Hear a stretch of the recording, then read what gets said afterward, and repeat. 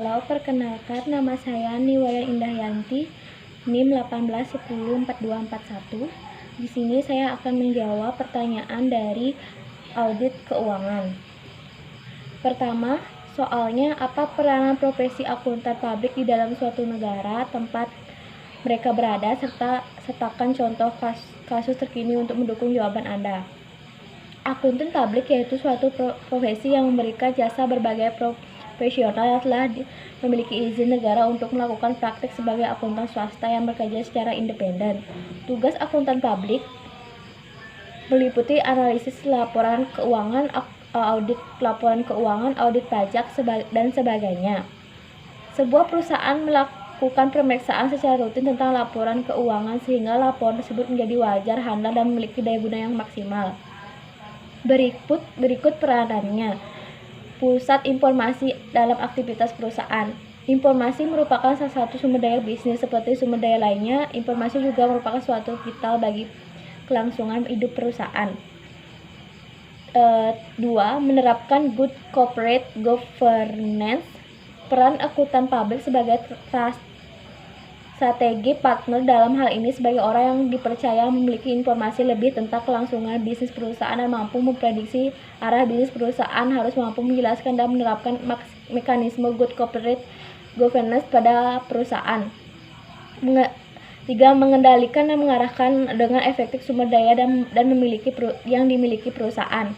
Pada dasarnya memang sudah menjadi tugas akuntan publik untuk mengendalikan penggunaan sumber daya yang dimiliki perusahaan agar penggunaan atas sumber daya tersebut sejalan dengan tujuan perusahaan, yaitu salah satunya mendapatkan laba sebanyak-banyaknya dengan sumber daya yang dikeluarkan se-efisien mungkin. Soal kedua, jelaskan mengapa Sarbanes-Oxley Act atau SOX disahkan di tahun 2003. Apa yang mendasari hal tersebut? Rancangan aturan ini berawal dari banyaknya persoalan dan skandal yang melibatkan profesi akuntan publik di Amerika Serikat. Termasuk diantaranya adalah skandal Enron, WorldCom, dan Tyco International yang sempat menghebohkan sektor pasar modal Amerika Serikat di tahun 2000-an, di mana ketiga perusahaan tersebut telah terbukti melakukan manipulasi keuangan yang menyesatkan investor publik. Jelaskan apa yang Anda ketahui. Yang soal ketiga.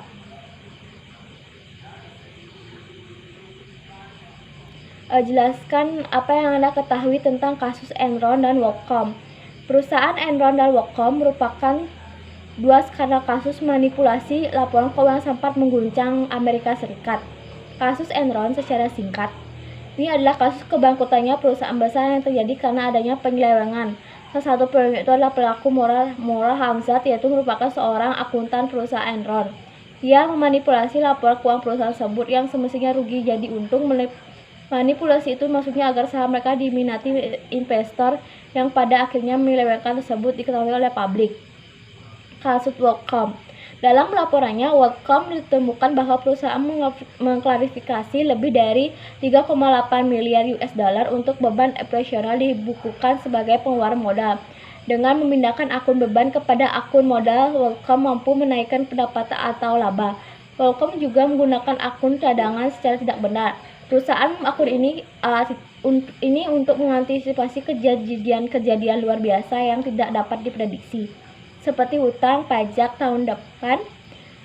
Seharusnya akun ini tidak dapat dimanipulasi untuk memperoleh pendapatan. 4. Apa keterbatasan SPI dapat membuat sebuah perusahaan meniadakan sebuah perusahaan? Berikan alasan Anda. Pengendalian internal melibatkan proses pengendalian oleh manusia yang bisa saja oleh pertimbangan. Pengendalian internal tidak berfungsi sebaik karena ada bangunan breakdown. Hal ini terjadi ketika salah satu memahami impulsi atau sebuah keliru dapat kecerobohan kebangunan atau kelebihan. Pengendalian internal tidak efektif karena ada kolusi. Kolusi terjadi manakala ada seorang sepakat dengan pihak lain untuk membuat curang. Misalnya petugas yang diberi tanggung jawab atas pengendalian penting justru bersekongkol dengan petugas lain atau dengan pihak luar. Sekian penjelasan saya. Mohon maaf kalau ada kekurangan. Terima kasih.